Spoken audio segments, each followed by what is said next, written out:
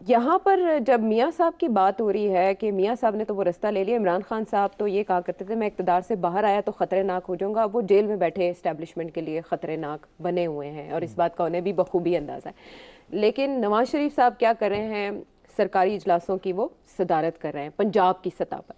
लोग कह रहे हैं वज़ीर आज़म बनने आए थे तो अगर वो ख्वाब पूरा नहीं हुआ तो वो अपनी साहबजादी के साथ वो चेयर कर लेते हैं, और ये बात लेकर लाहौर हाई कोर्ट भी एक पिटिशन पहुंच चुकी है जिस पर उन्होंने सारी दस्तावेजात मुतालिका इजलास की तलब की है। दूसरी तरफ पंजाब में राशन के में आटे के थैले के ऊपर उनकी तस्वीर लगती है तो वो भी चैलेंज हो जाती है। फिर तीसरी बात यह है कि जो सीनियर रहनुमा हैं मुस्लिम लीग नून के जो हार गए जनरल इलेक्शन में, जिनको आपने मेंशन किया कि नवाज शरीफ साहब के करीबी समझे जाते हैं, they are not interested in by elections. So, is this going to be a way out for PMLN's leader Nawaz Sharif साहब के वो सियासत से किनारा कश हो जाए और लंदन चले जाएं सऊदी अरब से होते हुए? देखिए, ये नहीं कि ये सोची समझी प्लान है, ये मजबूरी के तहत है कि अब मियाँ साहब के पास कोई जवाज़ नहीं है यहाँ रहने का, क्योंकि सिग्नल जो आया है वो बड़ा क्लियर है कि आप अब इंटरफेयर ना करें शहबाज शरीफ साहब की हुकूमत में, क्योंकि वो तो हम चला रहे हैं ना जी। हाँ, तो आप मेहरबानी, हाँ जब हम हैं तो क्या गम है, क्या गम है? हाँ। तो इसी तरीके के साथ वो मेरा ख्याल है उनका भी यही कि मरियम को भी रहने दें, बना दी है, हम ख्याल रख लेंगे। अब क्यों मियाँ साहब ये जो तनकीद हो रही है कि जी वो चले गए, वो किसी मीटिंग में बैठ के जाके और वहाँ कोई लेक्चर वेक्चर दी। हाँ, ट्रांसपोर्ट सिस्टम पे एक मीटिंग थी उसको उन्होंने। अच्छा, अब बात यह है कि कानून के मुताबिक तो उन्होंने कोई गैर कानूनी बात नहीं की। कुछ लोग कह रहे हैं जी ये तो गलत है, ये तो कानून के खिलाफ है, ऐसी बात नहीं है। वो काबीना के अंदर नहीं जा सकते।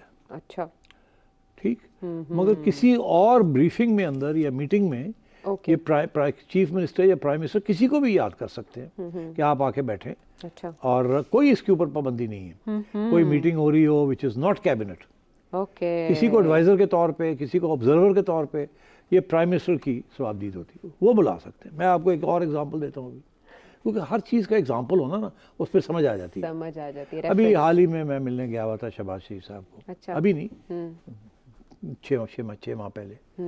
तो इनफैक्ट जब PDM की गवर्नमेंट थी, तो उस वक़्त कोई बात हम जब हमारी बातचीत ख़त्म हो गई तो डार साहब भी थे, तो हम उठने लगे, तो मैंने कहा जी खुदा हाफिज़, मैं चलता हूँ। तो कहने लगे नहीं, तो आप ऐसे करना, आ जाए ना मेरे साथ, मैं एक मीटिंग करने लगा हूँ फाइनेंस के ऊपर। अच्छा। तो तुसी आए हो, आ जाओ, आके ज़रा तुसी जड़ी गल्लां मैनू कहंदे पे सो ज़रा उत्थे भी तुसी ये गल करना। मैंने कोई तजवीज़ दी थी कि 5000 के नोट को ख़त्म कर दें, ये कर दें, आपने ये मेंशन भी किया। हाँ, तो उन्होंने कहा कि आ जाएं आप, आके बैठ जाएं। तो मैंने फिर माजूर कर ली, मैंने कहा नहीं, मुनासिब नहीं है। मगर that meant that it is legal. अच्छा, किसी को भी बुला सकते हैं। मैं जब चीफ मिनिस्टर था यहाँ पंजाब में, तो एक आध दफ़ा मैंने भी ऐसे लोगों को याद कर लिया, मैंने कहा बुलाओ, उनको भी कहो आके बैठ जाएं। These were not cabinet meetings, these were वैसे ब्रीफिंग्स, नॉर्मल रूटीन मैटर्स। हाँ, तो that was okay, this is allowed. अच्छा। अब मियाँ साहब, मेरा ख्याल है कि मरियम भी थोड़ी नई नई आई हैं, थोड़ी सी वो अनश्योर भी हैं, और वो एक इस्टेब्लिश करना चाह रही थी अपना imprint on the bureaucracy. Bureaucracy sari Punjab की बड़ी तगड़ी ब्यूरोक्रेसी, ठीक है, बड़े पढ़े लिखे हैं, बड़े चालाक हैं, बड़े तेज़ हैं, और अभी हाल ही में जिस किस्म की उन्होंने हुकूमत चलाई है, और वो किसके कहने पे चलाई है वो सबको पता ही है, ठीक है ना। तो अब मरियम आ गई हैं, अब वो मरियम का वो अभी क्लाउड नहीं बना, अभी वो स्टैंप नहीं हुआ as a leader, as a chief minister. तो मेरा ख्याल है, आई थिंक ये सोचा होगा कि एक दफ़ा मरियम मियाँ साहब में बैठाता जाए ताकि सबको पैगाम मिल जाए। हाँ। और जब मियाँ साहब बैठे होंगे तो जाहिर है फिर पैगाम तो चला गया ना, बिल्कुल, ब्यूरोक्रेट्स को। हाँ, कि आई नो, मैंने ये मुल्क चलाया है, मैंने पंजाब भी चलाया है, तो मुझे पता है क्या होता है और क्या नहीं होता। और so I think it was meant in that sense, और कोई नो बिग ऑफेंस मेंट, कोई हर्ज नहीं है। जाहिर है इसको रेगुलर नहीं करना चाहिए, फिर वो मरियम के ऊपर दाग लग जाएगा कि मरियम को नहीं चलाना आता, हर वक्त में प्यो ने बिठाया उधर नाल। तो बस हो गया ना एक आध दफ़ा, that was a good signal, but उसके आगे अब Maryam should run her own ship with her own advisors. ठीक है, इससे मुझे ये बात भी समझ आ गई कि SIFC का जब इजलास हुआ तो सभी हैरान थे कि इसमें साबिक निगरान वज़ीर आज़म अनवारुल हक काकड़ साहब को मदऊ क्यों किया गया था। तो आप कह रहे हैं कि इस नौयत की मीटिंग्स में भी बैठा जा सकता है? SIFC is not cabinet.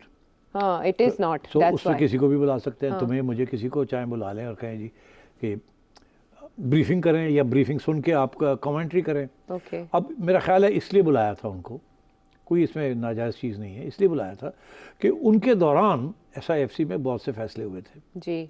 अब वो SIFC की थोड़ी सी तब्दीली आ गई है, कुछ और नए लोग आ गए हैं, तो एक कंटिन्यूटी के लिए ताकि तसलसल रहे और कोई ऐसी बात हो तो वो फिर कह सकें कि काकड़ साहब आप बताएं ना यहाँ क्या फ़ैसला हुआ था और उसके ऊपर आपने क्या इकदाम किए, तो कहाँ तक वो बात पहुँची है, ताकि आप हैंड ओवर टेक ओवर जो है वो स्मूथ हो जाए। तो अब वो आर्मी चीफ तो नहीं करेगा ना, बिकॉज इम्प्लीमेंटेशन तो was in the hands of the Prime Minister of that time.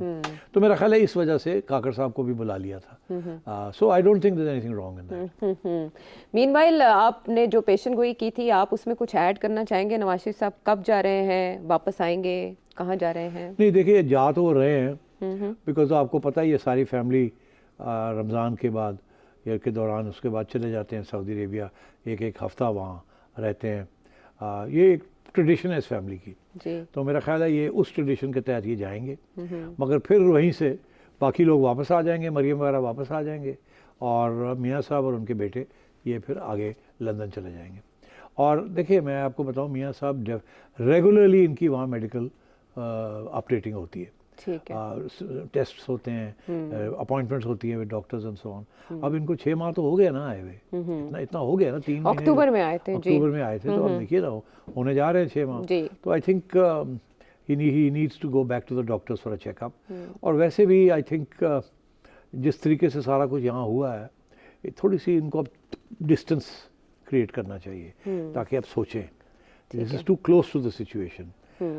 इनके साथ कुछ वादे किए गए थे जिसके बेसिस के ऊपर वो यहाँ आए, वो वादे हुए, पूरे नहीं हुए, कुछ हो गए, कुछ नहीं हुए, कुछ मायूसी हो गई, कुछ शौक पहुंचा कि ये क्या हुआ है।